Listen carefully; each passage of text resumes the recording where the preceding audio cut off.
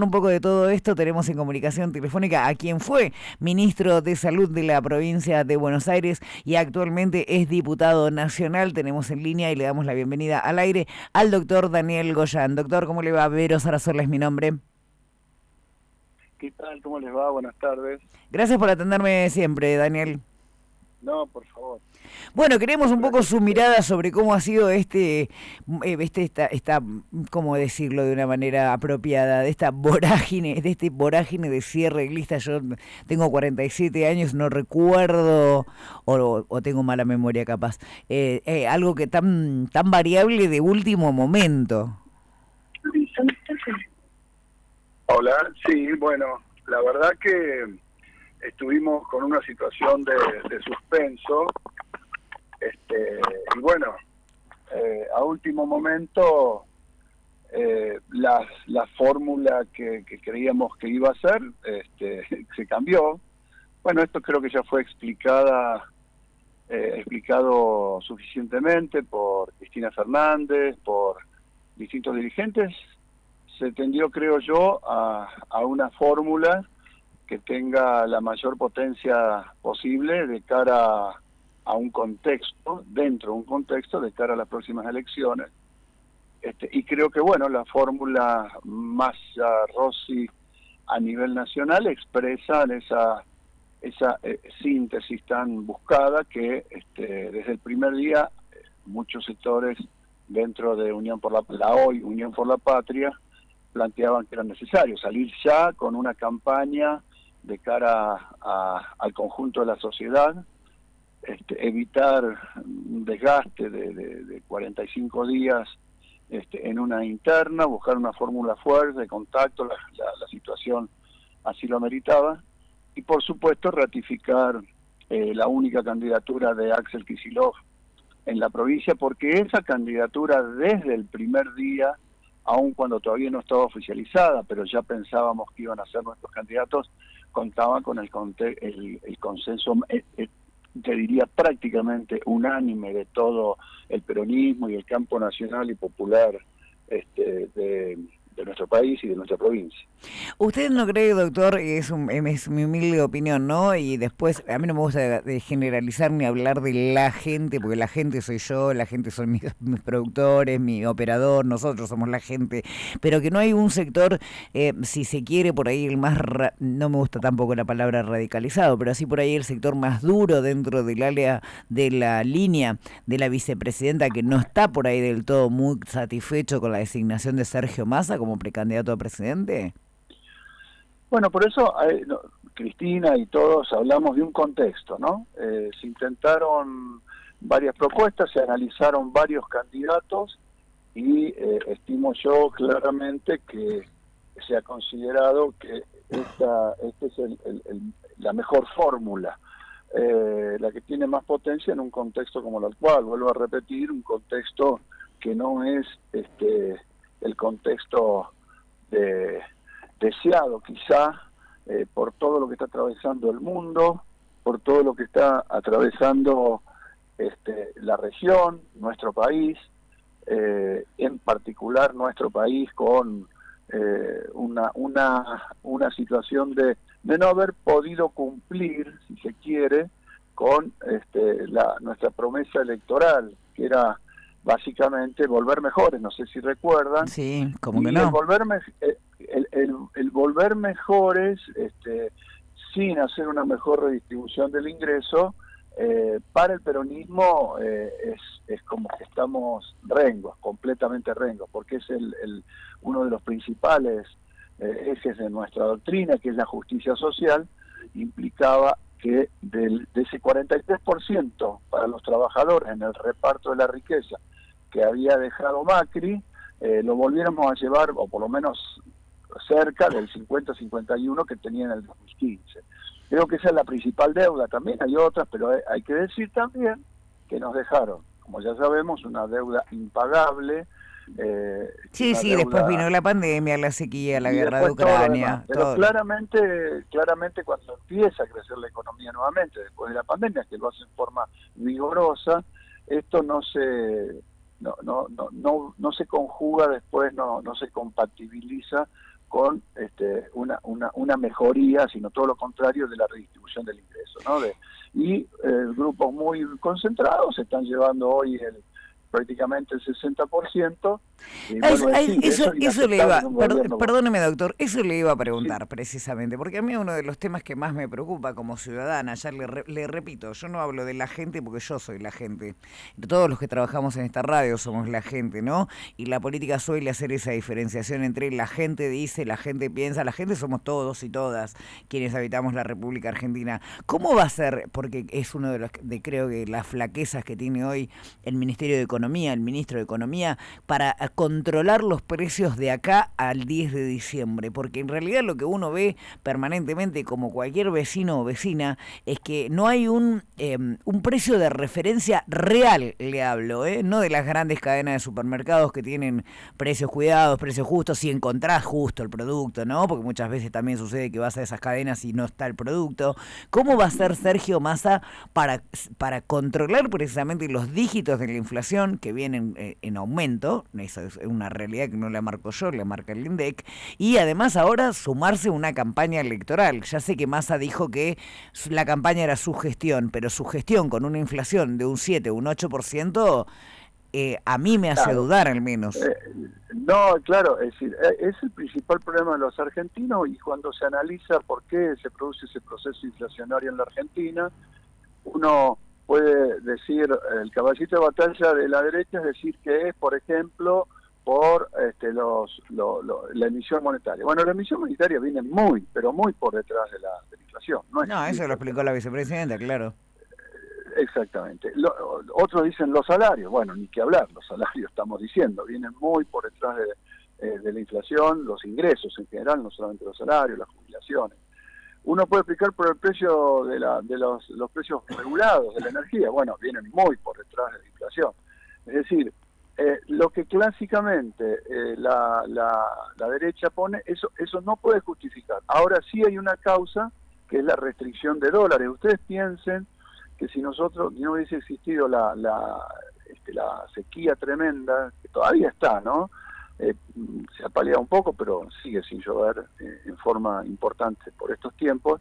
Fíjense que dejan de ingresar al país 20.000 millones de dólares, unos 5.000 millones de dólares por retenciones, y se produce un estrangulamiento de la falta de divisas, y esto en Argentina es tremendamente sensible, por lo que se ha explicado tantas veces, el bimonetarismo que tiene el pueblo argentino, y sobre eso se montan los especuladores, que siempre cuando sube el dólar te suben los precios, cuando baja el dólar los precios no bajan.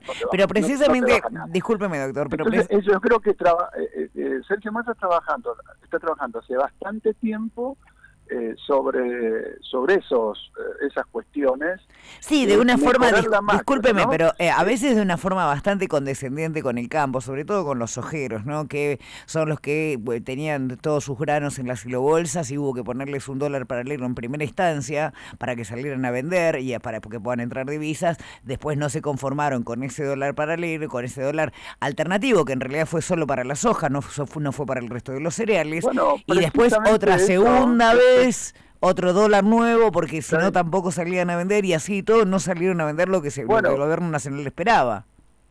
Por eso es que desde hace tanto tiempo estamos diciendo que la única manera que Argentina puede salir del problema del bimonetarismo es agregando más valor a lo que exporta, y que no alcanza claramente con las divisas que produce el campo. Son muy importantes, pero no alcanza. Tenemos un horizonte de mejoría a través de la exportación de energía en los próximos 5 o 6 años. Progresivamente va a haber, primero vamos a dejar de pagar por gas que comprábamos, por combustible que comprábamos, vamos a ir no se nos van a ir esos dólares, también después van a entrar más dólares por esa causa. Pero un país como el nuestro, sobre todo con tanto desarrollo del conocimiento, universidades, de la ciencia y la tecnología, no puede quedarse esperando que no llueva, no puede quedarse esperando solamente de la renta petrolera o del litio. Porque fíjense, el litio, que tanto se exige, obviamente, ahora, si el litio no se pone una regulación mucho más fuerte, y que está muy complicado en la Argentina por lo que dejó el menemismo, ¿no es cierto? Lo vendemos re barato, Daniel. Claro. Bueno, todo esto todo esto son condicionamientos que tenemos y que hay que ir superando. Hoy Massa dijo, gobernar es tomar decisiones. Bueno, va a haber que tomar estas decisiones, porque si no, querramos o no querramos, no vamos a tener los dólares suficientes para que nuestra economía siga creciendo a nivel industrial, que es lo único que tiene capacidad, por supuesto, con una presencia fuerte del Estado, buenas paritarias, etcétera, garantizar más trabajo pero mejor salario. Es lo único, no hay otra diferencia. Y eso no se hace de un día para el otro, se cortó abruptamente el 2015 todo lo que se venía haciendo, hubo que levantar algunas de las cosas que se dejaron de hacer recién ahora, se están pudiendo levantar porque no es tocar un botón y el desastre de Macri se arregla en 5 minutos. Esos desastres son estructurales, los trabajadores, los expertos que desarrollaban esas actividades se fueron a otras actividades, se fueron del país, etcétera, y poner de nuevo toda esa maquinaria demora tiempo. Pero creo que hay que enfocar para ese lugar, pero también nosotros tenemos que ser autocríticos, es decir, nosotros no nos podemos quejar de lo que hace el adversario político, enemigo, como lo quieran llamar. Porque ellos hacen su tarea, ellos hacen su plan platita para los ricos, como les digo yo, ¿no?